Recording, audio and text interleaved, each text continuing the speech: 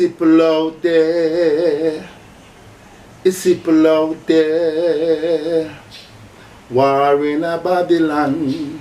Tribal war in a Babylon. It's people out there. It's people out there.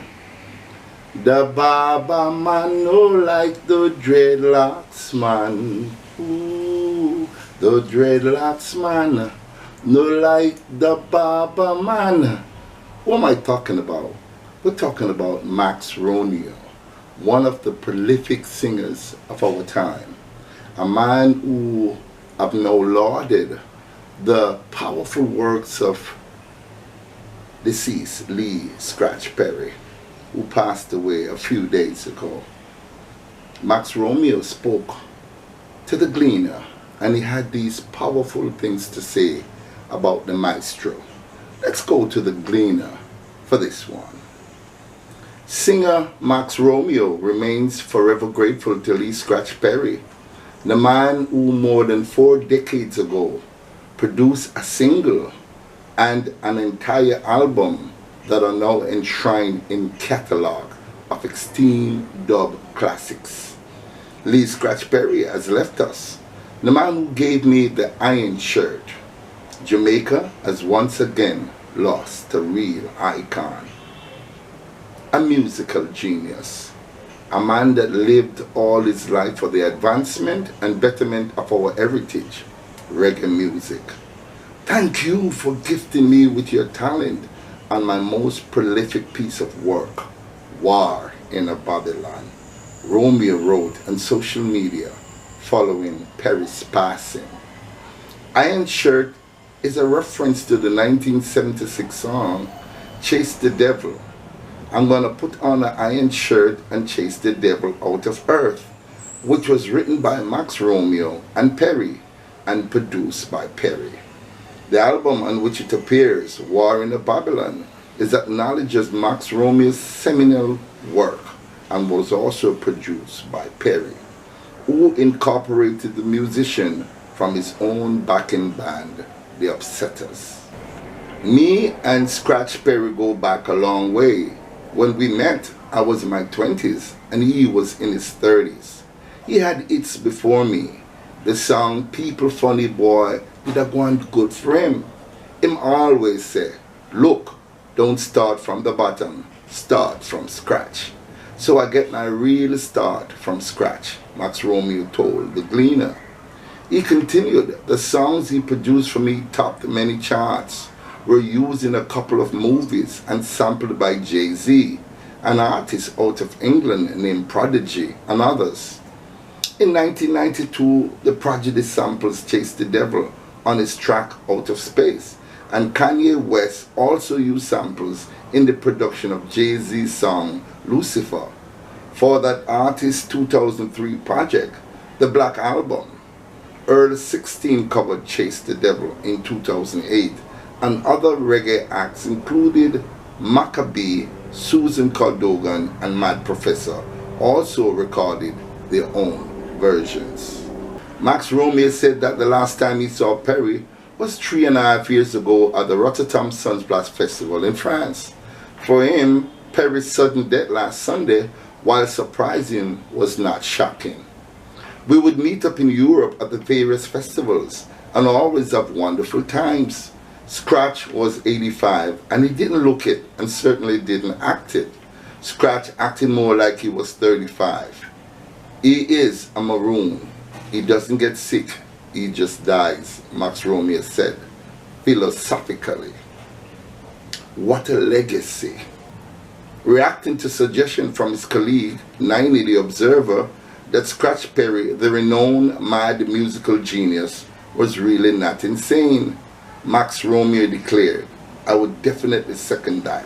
There's nothing wrong with Scratch. He's definitely eccentric.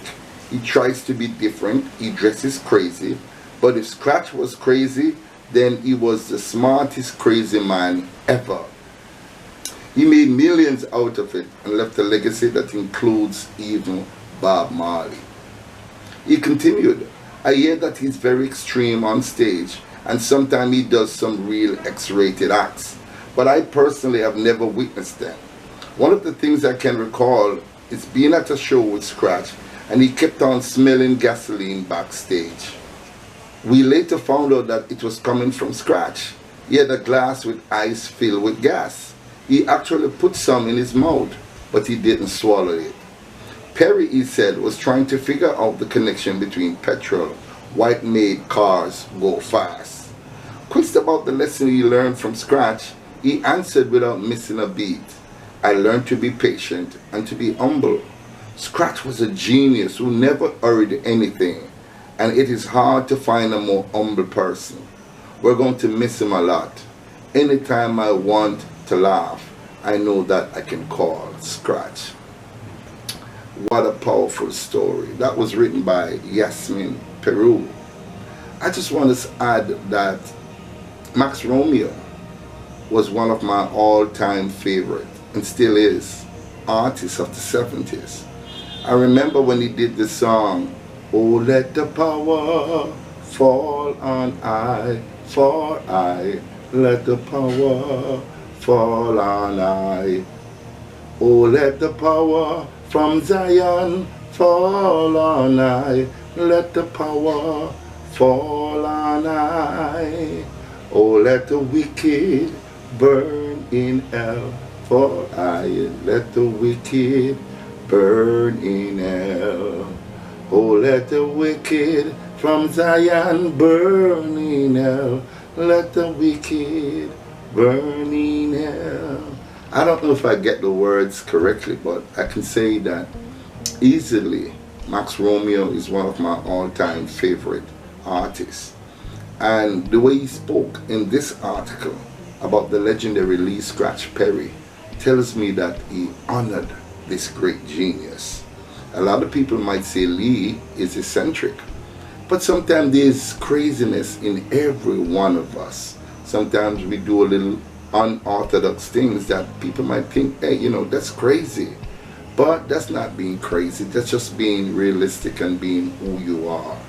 Of course, Lee Scratch Perry died at age 85. He told the world he did everything that could possibly be done by him.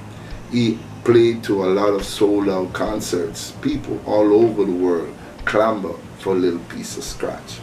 So recently, in an article that came out in one of those newspapers, his wife is saying that there is suspicious foul play in the passing of this icon.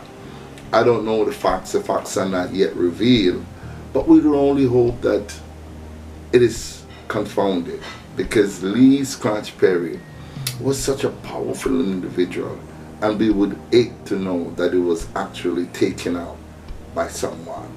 We'd only hope that the great genius of Lee Scratch Perry just sleep away into glory land. So I know on behalf of all his fans, to his family, my heartfelt condolences again to an icon, a man who started everything from scratch. Thank you very much for watching. Please like and share this video. And if you have not yet subscribed to my channel, then what are you waiting for? Please do so. Thank you so much, and have yourself a Lee Scratch Perry day. Thank you.